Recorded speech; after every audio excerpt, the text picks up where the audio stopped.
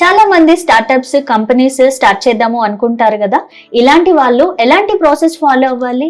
దీంట్లో మనం startup business 5 types of business ఉంటుంది మన దగ్గర. First one solo proprietorship.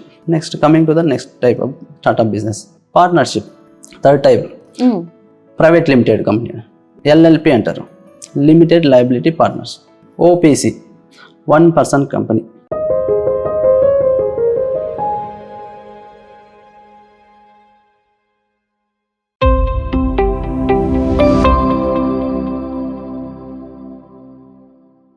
Hello dear viewers, welcome back to our channel. ఈ రోజు వీడియోలో మనం తెలుసుకోబోతున్నాము, చాలా మంది స్టార్టప్స్ కంపెనీస్ స్టార్ట్ చేద్దాము అనుకుంటారు కదా, ఇలాంటి వాళ్ళు ఎలాంటి ప్రాసెస్ ఫాలో అవ్వాలి? ఎస్, అదే చెప్పడానికి మన మధ్యన ఉన్నారు వెంకటేష్ గారు, ట్యాక్స్ కన్సల్టెంట్. నమస్తే సార్. నమస్తే సార్, చెప్పండి. చాలా మంది స్టార్టప్స్ స్టార్ట్ చేద్దాము అనుకుంటారు, అలాగే కొన్ని కంపెనీస్ స్టార్ట్ చేద్దాము అనుకుంటారు. ఇలాంటి వారు ఎలాంటి ప్రాసెస్ ఫాలో అవ్వాలంటారు? మేడం, ఇప్పుడు ఒక పర్సన్ మనము స్టార్ట్అప్ ప్లానింగ్స్ మన దగ్గర ఉంది అంటే కస్టమర్ రిక్వైర్మెంట్ బట్టి మంచి ఇంప్లిమెంట్ చేసి వాళ్ళకి డెలివరీ చేయాలి. సర్వీస్ కానీ ప్రోడక్ట్స్ కానీ గుడ్స్ కానీ రిలేటెడ్ ఒక ప్లానింగ్ ఉంటుంది. దీంట్లో మనం startup business 5 types of business ఉంటుంది. First one solo proprietorship. Solo proprietorship వచ్చి 1 man ఎంటిటీ అంటారు. ఓకే, ఇక్కడ వచ్చి ఏమీ ప్రాఫిటర్ అని లాసర్ అని 1 man పర్సనే హ్యాండిల్ చేస్తారు. 100% మేనేజ్మెంట్ ఇతడు ఒకడే చేస్తాడు. నెక్స్ట్ ఇక్కడ వచ్చి లయబిలిటీస్. ఇక్కడ అప్పులు ఎలా ప్రాసెసింగ్ అవుతుంది? అప్పులు వచ్చి అన్లిమిటెడ్గా ఉంటుంది. ఇది బిజినెస్ కాకుండా పర్సనల్ కింద కూడా వస్తుంది, అన్లిమిటెడ్గా ఉంటుంది. నెక్స్ట్ ఇక్కడ వచ్చి ట్యాక్స్ రేట్ ట్యాక్స్ ఎలా పే చేయాలి, ఏం చేయాలి అంటే ఇక్కడ ట్యాక్స్ రేట్స్ వచ్చి ఇండివిజువల్ రేట్స్ ఏముందో ఆ రేటే అప్లికేబుల్ అవుతుంది. సో ఇక్కడ కంపెనీస్ డాక్యుమెంట్స్ ఎలా అంటారు, మన పర్సనల్ డాక్యుమెంట్స్ ఇన్వాల్వ్ అవుతుంది. ఇక్కడ ప్రతి ఒక్క రిజిస్ట్రేషన్ కూడా ఇన్వాల్వ్ అవుతుంది. ఓకే, ఇక్కడ రిజిస్ట్రేషన్ చేసుకోవాలా వద్దా అని డౌట్ ప్రతి ఒక్కరికి. రిజిస్ట్రేషన్ చేసుకునే అవసరం లేదు, but company bank account open చేయాలంటే గవర్నమెంట్ డాక్యుమెంట్స్ అడితే ఎలా సార్ అంటారు. మీరు ఏదైనా ఒక state government related or central government related license తీసుకొని మీరు bank account current account open చేసుకొని మీరు బిజినెస్ స్టార్ట్ చేయొచ్చు. ఓకే, ఇది solo proprietorship. Next coming to the next type of startup business partnership.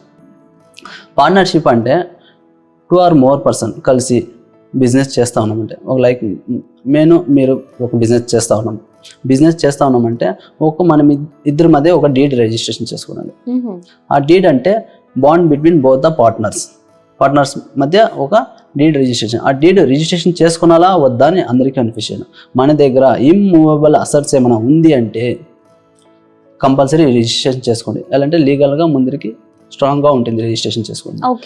ఏమైనా మన దగ్గర రిజిస్ట్రేషన్ ఇమ్మూవబుల్ అసెట్స్ ఏమీ లేదు అంటే రిజిస్ట్రేషన్ అవసరం ఏమి లేదు. అలాగే కూడా చేయొచ్చు. మన ఇండియాలో 90% వితౌట్ రిజిస్ట్రేషన్తో బిజినెస్ రన్ చేస్తున్నారు. ఇక్కడ మన అప్పులు లయబిలిటీస్ ఏమిటి సార్ అంటే ఇక్కడ కూడా అన్లిమిటెడ్గా ఉంటుంది liabilities. Okay, next tax rates ఎంత ఉంటుంది, ఎంత పే చేయాలి అంటారు. ఇక్కడ పార్ట్నర్షిప్ ఫర్మ్ రిజిస్ట్రేషన్ అయింటే కానీ రిజిస్ట్రేషన్ కాకుంటే కూడాను మనము ట్యాక్స్ పే చేయాల్సింది 30% ట్యాక్స్ పే చేయాలి. 30%. అక్కడ పార్ట్నర్షిప్ కంపెనీకి 30% చేయాలి. మన ఇండివిజువల్ పార్ట్నర్స్ ఉంటుంది, అక్కడ కూడా మనము ట్యాక్స్ పే చేయాలన్నా? అవును, చేయాలి. మన రెమ్యునరేషన్, మన షేర్ ప్రాఫిట్ ఏమైనా వచ్చింటే దాన్ని చూపించి మనము ఇన్కమ్ ట్యాక్స్ లో మన ఇండివిజువలిటీ స్లాబ్ రేట్ ప్రకారంగా మనం ఇన్కమ్ ట్యాక్స్ ఫైల్ చేయాలి. Okay, next coming to the next type of startup business. Third type private limited company. Private limited company అంటే is organisation owned by shareholders. ఒక share హోల్డర్స్గా కంపెనీని ఒక ఆర్గనైజేషన్ సెటప్ చేసి start చేస్తారు. Private limited registration చేసుకోవాలి. Companies act 2013, companies act ఎంసీఏలో మనం రిజిస్ట్రేషన్ చేసుకోవాలి. అంటే రిజిస్ట్రేషన్ అవసరం అంటారు సార్? కంపల్సరీ. ప్రైవేట్ లిమిటెడ్ అంటే రిజిస్ట్రేషన్ కంపల్సరీ చేసుకోవాల్సింది. అది ఫిక్స్ మెయిన్ నుంచి కంపల్సరీ తీసేయండి. ఫస్ట్ రిజిస్ట్రేషన్ తీసుకోవాల్సింది. నెక్స్ట్ అక్కడ వచ్చే లయబిలిటీస్ ఏమింటారు, మినిమం 2 డైరెక్టర్స్ ఉండాలి దాంట్లో. ఆ డైరెక్టర్స్ కలిసి మ్యాక్సిమం 200 ఉంటారు అక్కడ. సో ఇక్కడ నెక్స్ట్ లయబిలిటీస్ ఏంటి అంటే లయబిలిటీస్ వచ్చి లిమిటెడ్గా ఉంటుంది.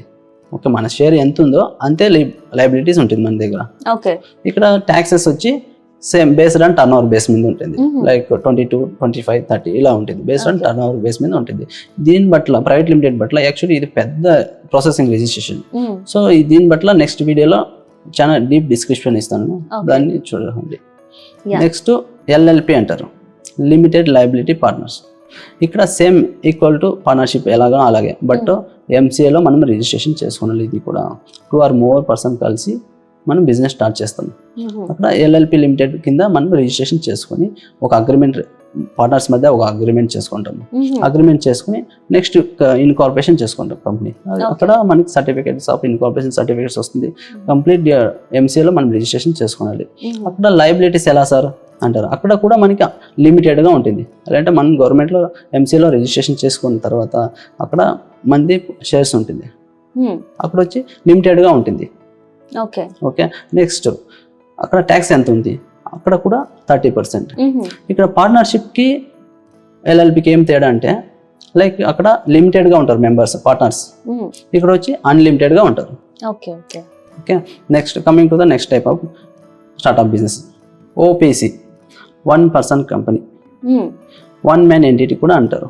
ఓకే. సో ఇక్కడ ఒక ఆర్గనైజేషన్ కంట్రోల్ చేసేది ఒక్కడే చేస్తాడు, ఒక్కడే డైరెక్టర్స్, ఒక్కడే షేర్ హోల్డర్స్ ఉంటారు.